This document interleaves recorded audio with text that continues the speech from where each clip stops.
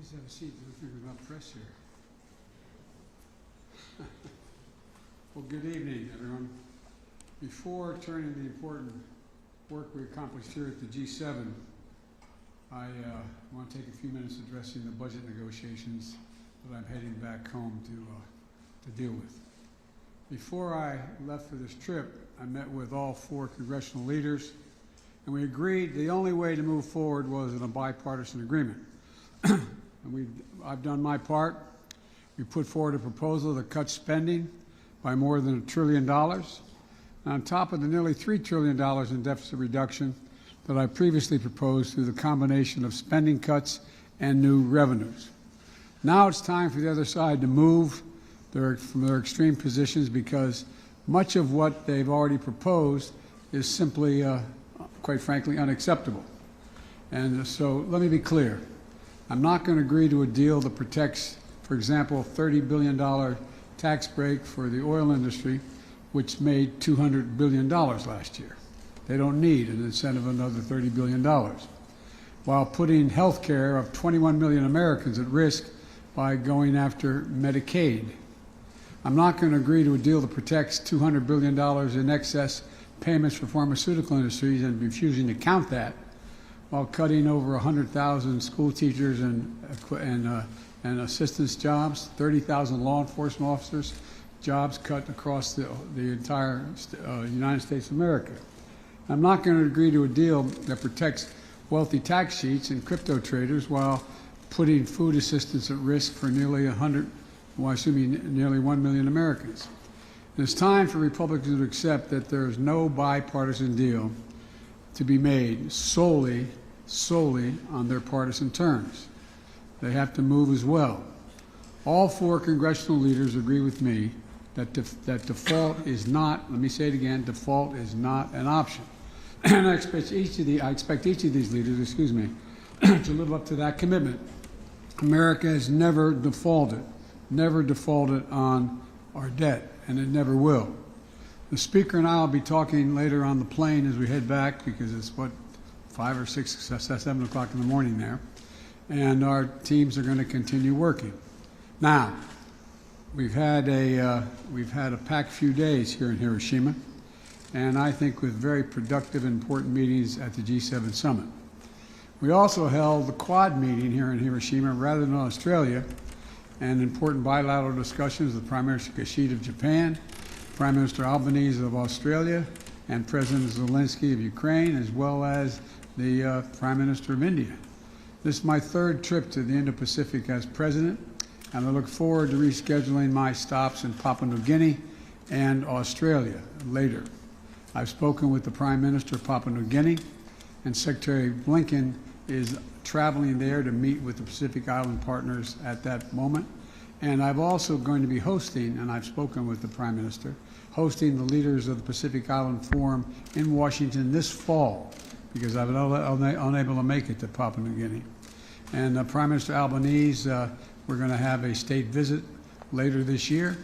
And I also want to thank President Kishida for his outstanding, it's not hyperbole, his outstanding leadership of the G7 this year, as well as Mrs. Kishida and the entire Japanese government for the hospitality they've shown to Jill, myself, and our whole team. Being in this city and visiting the memorial on Friday was a powerful reminder of the devastating reality of nuclear war and our shared responsibility to never cease our efforts to build for peace. And together with the leaders of the G7, we have reiterated our commitment to continue to work toward a world free from the threat of nuclear weapons. Over the past few days have showcased the unity of purpose among the G7. It's a very different organization than it was 5, 7, 10 years ago, because we're addressing the challenges that matter most to the world.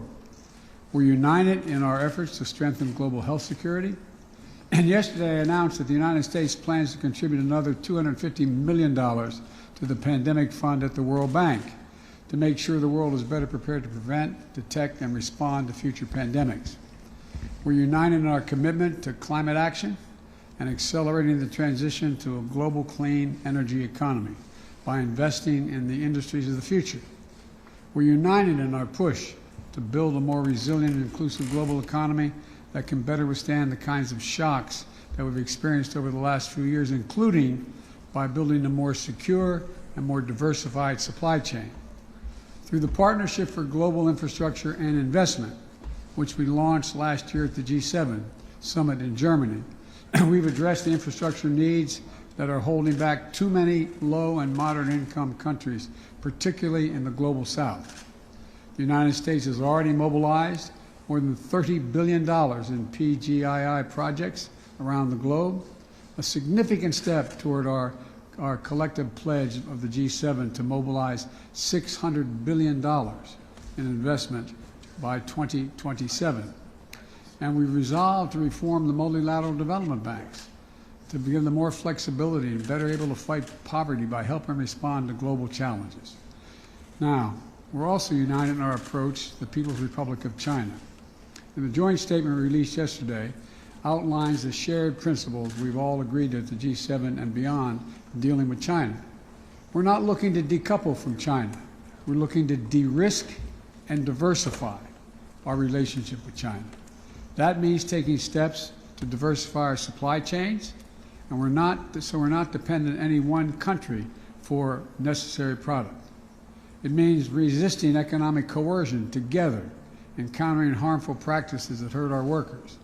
It means protecting a narrow set of advanced technologies critical for our national security. And those elements are all agreed on by the G7. Finally, joined here in Hiroshima by President Zelensky, and the G7 reaffirmed our shared and unwavering, let me say it again, our shared and unwavering commitment to stand with the brave people of Ukraine as they defend themselves against Russia's brutal war of aggression and the war crimes being committed. Together with our partner countries, we reiterated the need for a just peace that respects Ukraine's sovereignty and territorial integrity, both core principles of the UN Charter. Russia started this war, and Russia could end it today by withdrawing its troops from Ukraine, internationally recognized borders, and ceasing its assault. Until then, Ukraine's ability to defend itself is essential to being able to end this war permanently and through diplomacy. You know, and this morning, I once more shared and assured President Zelensky, together with all G7 members and our allies and partners around the world, that we will not waver. Putin will not break our resolve as he thought he could 2 years ago, almost 3 years ago. We're going to continue to provide economic, humanitarian, and security assistance to Ukraine so it can stand strong as long as it needs it. And today, the United States announced our latest tranche of artillery, ammunition, anti-tank weapons, and bridging equipment to help Ukraine succeed in the battlefield. You know, in my private meeting with President Zelensky after the G7 meeting and with his staff, I told him the United States, together with our allies and partners, is going to begin training Ukrainian pilots in fourth-generation fighter aircraft, including F-16s, to strengthen Ukraine's Air Force as part of a long-term commitment to Ukraine's ability to defend itself. We provided the last year all that they needed to deal with what they were dealing with at the moment. And that's when now we're moving in the direction of putting them in a position to be able to defend themselves in ways beyond what they've had to deal with so far. The past few days have once more underscored how important America's global leadership is. Presumptuous thing for an American president to say, but I think you'll find if you ask any of our colleagues, it's true. The security and prosperity of the American people are substantially increased by working in concert with our closest allies and partners to build a future of greater economic strength and resilience in a world that is more peaceful and stable. And on many of these issues that matter to the American people, accelerating our clean energy transition, preventing another pandemic, dealing with China, standing up for Ukraine, the meetings I've had with my fellow G7 leaders have left us more united, more resolved, and more determined to set up for the greater progress in the months ahead. And this has been an extremely significant and important summit. With that, I'm going to take some questions. And Trevor of Reuters. You spoke a moment ago about what you won't do in terms of your negotiations with Republicans, but I'm interested in what you've signaled you already might do. In particular, by conceding in these negotiations to some form of a cap or freezing spending, are you concerned that Mr. McCarthy has already forced you into accepting a policy position that could tip this economy into a recession? No, I don't believe that's the case at all. As a matter of fact, I think that we can reach an agreement. As I've told you, and you may be aware, you've seen it, we have provided for a proposal that would cut $1 trillion off the baseline spent from the year before by just agreeing to deal with what was initially offered. And secondly, we're in a situation where let me put it this way. If you all were doing your budget at home and you said, okay, we have to make some cuts, would you only look at the spending, or would you also look at your income, what was coming in the door, to determine what you could afford? And so part of what I've been arguing from the beginning is a need to consider the tax structure as well as cutting spending. I'm willing to cut spending, and I propose cuts in spending of over $1 trillion. But I believe we have to also look at the tax revenues.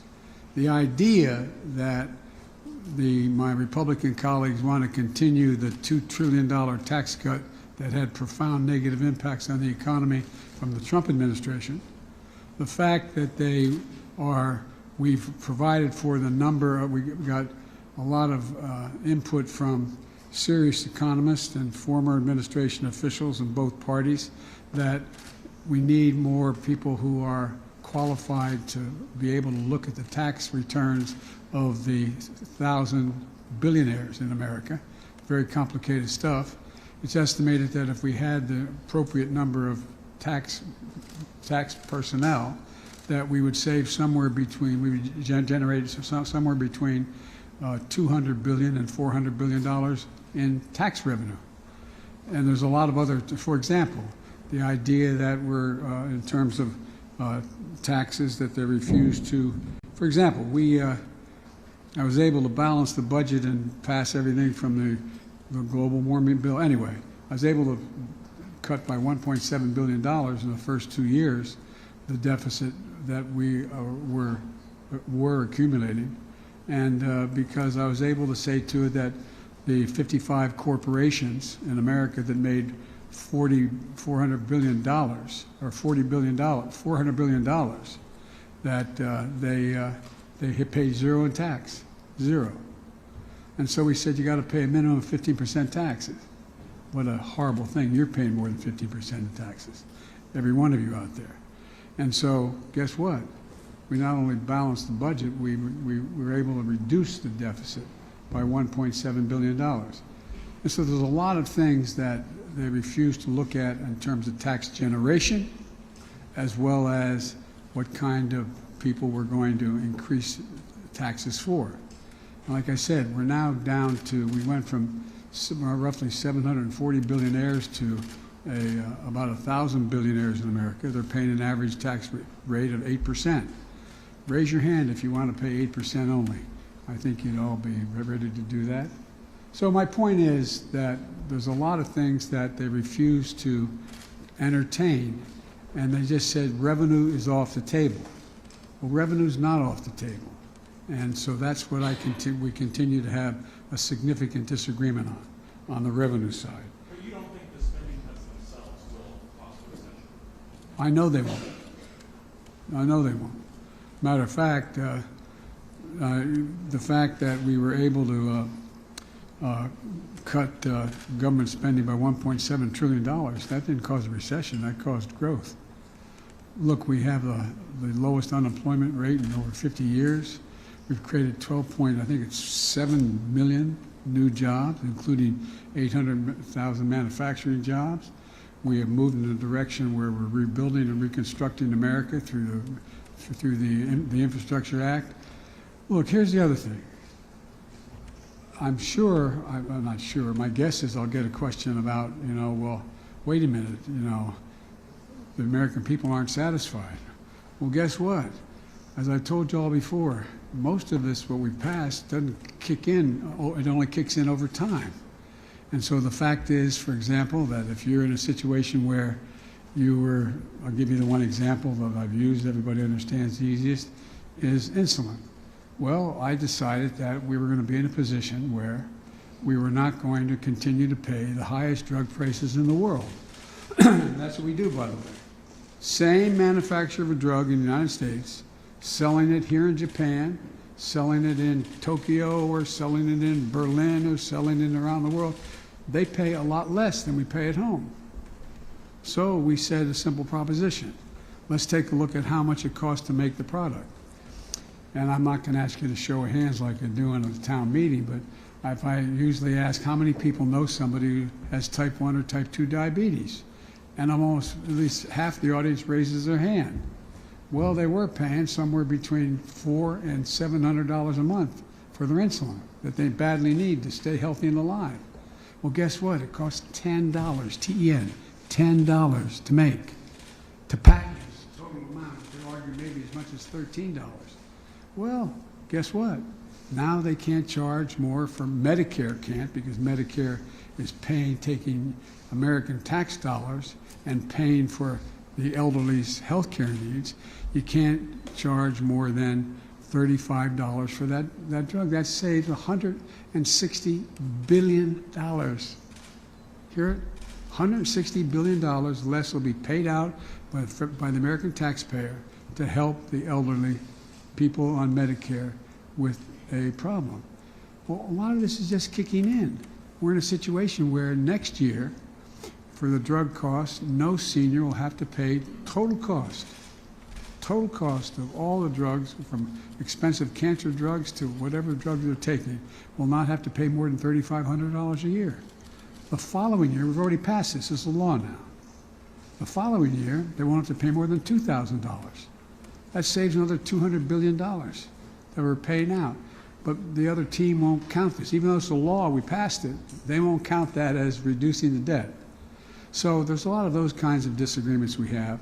And my guess is that I'm going to be talking to the Speaker of the House on the way back on the plane, because there'll be morning time over at home, and I'm going to be in that plane about an hour or so. And my guess is he's going to want to deal directly with me and making sure we're all on the same page. But that's probably more than you wanted to know. How about Macero, NHK? Hi, good evening, Mr. President. The Chinese military is more active at this time in the Taiwan Strait, with expectations this might increase leading up to Taiwan's presidential election next January. Despite some diplomatic communication recently between the U.S. and China, the military hotline is not working. Under these circumstances, how will you manage the diplomatic relationship with China? And how will you strengthen the U.S. alliance with Japan and ROK in order to counter China? Thank you. Well, number one, you're right. We should have an open hotline. At the Bali conference, that's what the President Xi and I agreed we were going to do and meet on. And then this silly balloon that was carrying 2 freight cars worth of spine equipment was flying over the United States, and it got shot down, and everything changed in terms of talking to one another. I think you're going to see that begin to thaw very shortly. But in the meantime, what's happened is, I think it's fair to say, for those of you who have dealt with the Japanese government and reported from here for a long time, the situation in terms of our relations with Japan have never, ever, ever in American history been stronger. Never, never. And we started this relationship when I came to see, some of you were with me on my first trip here, when I came to see President Kishida's predecessor. and made the case that what's happening in Europe, the world's getting smaller. What's happening in Europe in the invasion of Ukraine affects everyone, including people here in the Pacific Basin. And so we've ended up where you have Japan stepping up in a way that's of real consequence in terms of your defense budget, number one, and a beginning of a rapprochement with South Korea. I've spoken at length with President Moon of South Korea. He came to Washington of late. He's agreed, we're all of the same agreement, that in fact we are not going to, we all agree we're going to maintain the one China policy, which says, everybody kind of forgets, now I mean you all know, but the public kind of forgets that it says that neither country, China or Taiwan, neither territory can independently declare what they're going to do, period. There has to be a mutually agreed to outcome. And so we're sticking by that. We're not going to tell China what they can do. We made it clear that we don't expect Taiwan to independently declare independence either. But in the meantime, we're going to continue to put Taiwan in a position that they can defend themselves. And there is clear understanding among most of our allies that, in fact, if China were to act unilaterally, there would be a response. There would be a response.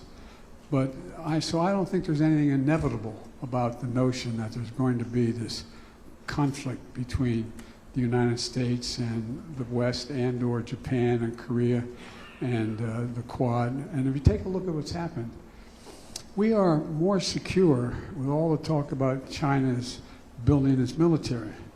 It is building its military. And that's why I've made it clear that I am not going to I'm not prepared to trade certain items with China. And when I was asked by President Xi why, I said because you're using them to build nuclear weapons and other weapons of mass destruction, and I'm not going to do it. And we've now got commitment from all of our allies. They're not going to either provide that kind of material that allows them to do that. But that's not a hostile act. That's an act that says we're going to make sure that we do everything we can to maintain the status quo ante. And what's going on now is, look at the meeting we had here today and yesterday of the Quad. I bet you, maybe some of you thought it, but I doubt many people in this audience or any other audience would have said that 2 years after being elected, I'd be able to convince India, Australia, Japan, and the United States to form an organization called the Quad to maintain stability in the Indian Ocean and the South China Sea. Well, when asked by the Prime Minister, by President Xi why we're doing that, I said simple. We have an international organizations have agreed upon what constitutes open airspace and sea space.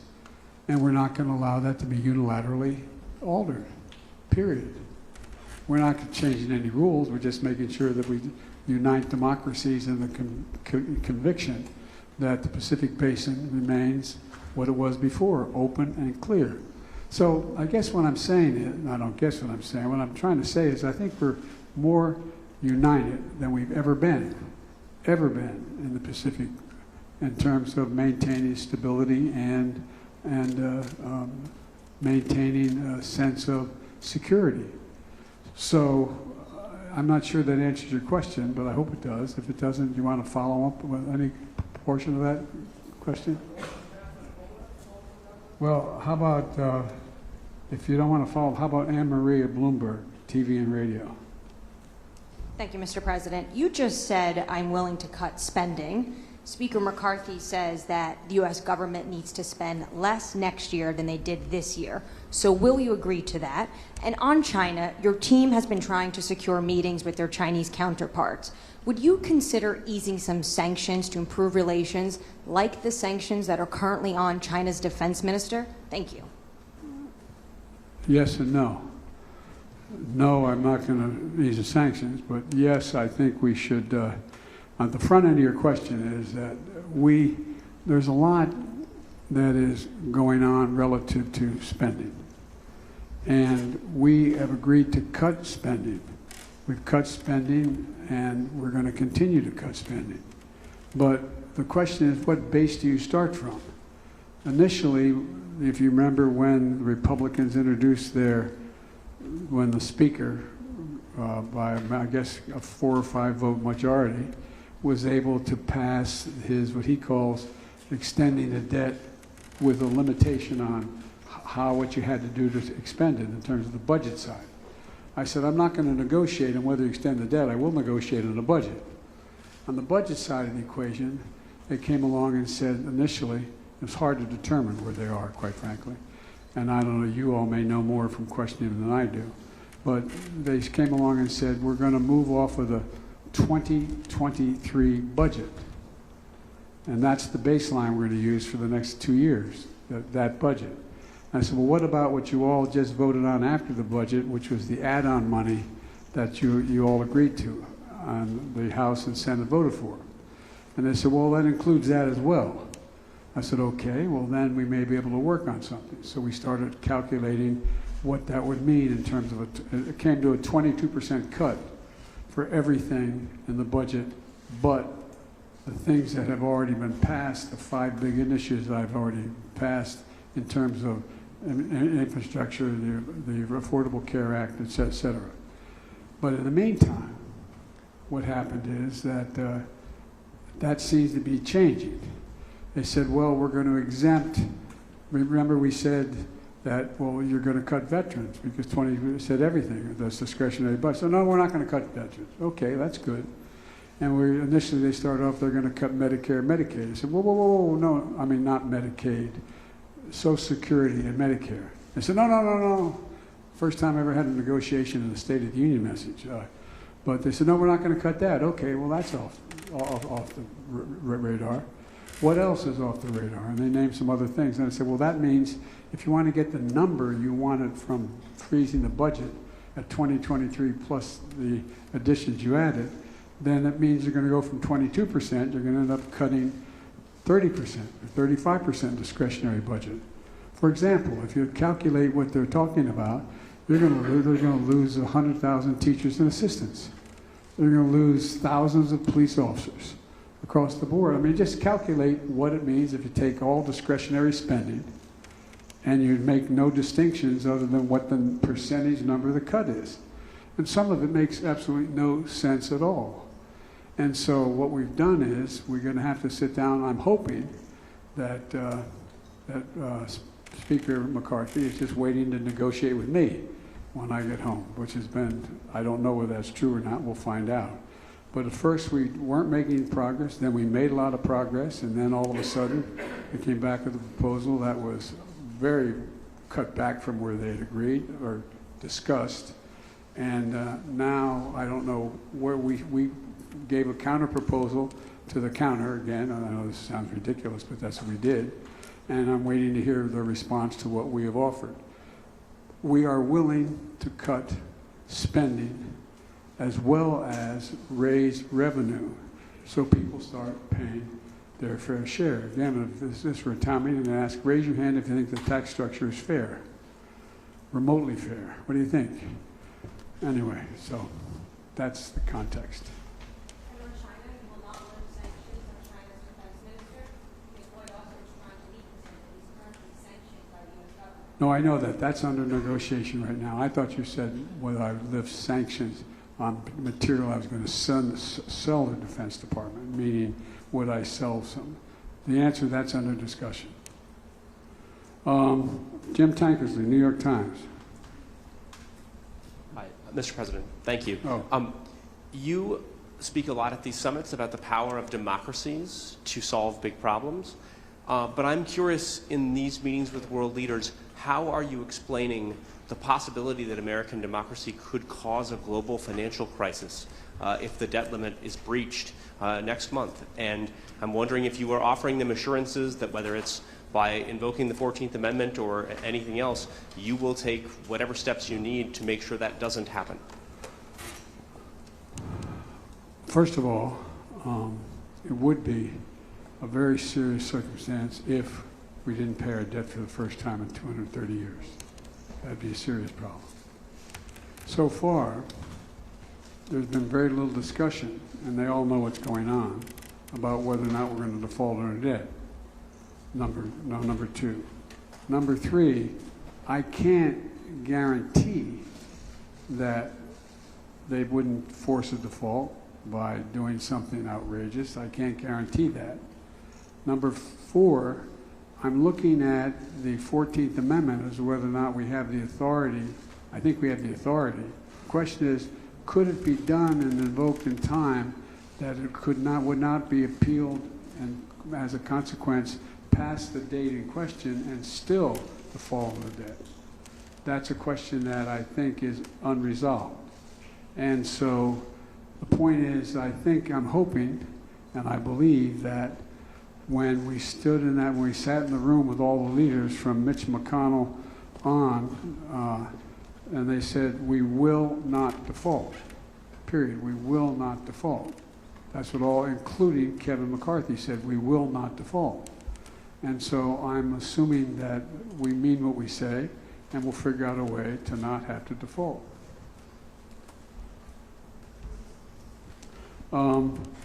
Elizabeth Palmer, CBS News.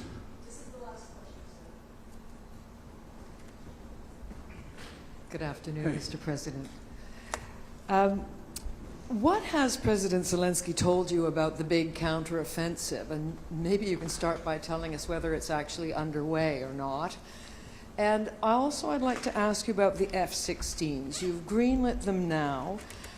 Jake Sullivan said arms and equipment go to Ukraine according to what he called the exigencies of the conflict. So what exigency now exists that didn't exist that demands these planes? Well, I'll tell you exactly when they're going to move, exactly where they're going to go. He told me, come on, God love you. I'm going to, even if I knew precisely, you think I'm going to tell you what they're going to do in terms of their offensive? Well, I hope you hope I wouldn't do that, because that would mean it wouldn't succeed. But the fact is that we did discuss privately I did discuss with Zelensky how, let me put it this way. We and our NATO allies know how many brigades they have trained, know what the status of those brigades are, and have an expectation as to what their likelihood of succeeding are. We don't know that for certain. War is uncertain. War is uncertain, to state the obvious. So, and it will proceed. I can't, even if I think I do know, but I'm not going to tell you because that would not be a smart thing to do either. So having said that, the expectation and hope is that they will be successful in that it'll make it clear to Russia that the cost, for example, Bakhmut. Bakhmut is a discussion about whether or not it's been lost or whatever. And well, the truth of the matter is the Russians have suffered over 100,000 casualties in Bakhmut. It's hard to make up. It's hard to make up. So whether or not there are troops in Bakhmut occupying, there's not many buildings left standing in Bakhmut. It's a pretty devastated city. But they have been able to move in a direction that they've been able to lock down an awful lot of the Russian forces, including the Wagner group. So with regard to the F-16s, F-16s would not have helped in that regard at all. It was unnecessary. For example, let's take just Bakhmut, for example. Would not have any additional added consequence. But what's happened is, since the provision of everything from the significant missile defense systems, tanks, sophisticated tanks, and like all the things that were of consequence in the near term in the Donbass area and where the fighting was taking place, they now have all that equipment. There's a little bit still coming, but have all that equipment. What's going to happen, though, is if they continue to do well, they're going to be in a situation where you're going to have the Russians being able to stand off at a greater distance from maintaining their headquarters and other things which are out of range of certain of the existing capacity they have. And they have to be able to be in a position where now those fighter jets, those F-16s, make a big difference in terms of being able to deal with what is coming down the road. And God willing, and we don't know this, if they're successful and there ends up being an accommodation where there is not a ceasefire, but there is a peace agreement that gets worked out, that they'll have the capacity to have confidence in their ability to resist response by the Russians if they were to change their position. So that's the essence of the difference. Was there another part of the question? No, but I have one, and that is, you do expect these F-16s to take part in this conflict? No, not the percent. I don't expect the F-16s to take part in the existing. Let's assume that it's not, but let's assume tomorrow the offensive was started, or in a week or 2 or 5 or 7 or 10. It's not highly unlikely they would take place in that context, but it will take place in the context if they're successful in the near term. They're going to then continue to have to fight with the Russians who have headquarters beyond where they are now, not able to be reached by the existing capacity that exists in their arsenal. So it's a different need, just like the tanks weren't needed in the beginning, but they're needed now. And so that's the nature of the change. What assurances do you have that providing F-16s won't escalate this war? I have a flat assurance from Zelensky that they will not use it to go on and move into Russian geographic territory. But wherever Russian troops are within Ukraine and the area, they would be able to do that. Thank you all very, very much. Appreciate it. How do you respond to the Kremlin calling this a colossal risk, Mr. President? It is for them. And Mr. President, on the debt limit, you said already, I've done my part. Do you think that if there's a breach, nobody is going to blame you? Of course, no one will blame me. I know you won't. You'll be saying Biden did a wonderful job. I know you. Would you be blameless in a default situation? On the merits, based on what I've offered, I would be blameless. On the politics of it, no one will be blameless. And by the way, that's one of the things that some are contemplating. I actually had, well, I got to be careful here. I think there are some MAGA Republicans in the House who know the damage that it would do to the economy. And because I am president and presidents are responsible for everything, Biden would take the blame, and that's the one way to make sure Biden's not reelected. Thank you. Thank you, everybody. So is a congressional bill the only option here, or are you still weighing other unilateral or executive actions? We have not come up with a unilateral action that could succeed in a matter of 2 weeks or 3 weeks. That's the issue. So it's up to lawmakers. But my hope and intention is when we resolve this problem, I find a rationale to take it to the courts to see whether or not the 14th Amendment is in fact something that would be able to stop it. Thank you. The press conference has concluded. Thanks, everybody. Thank you, everyone.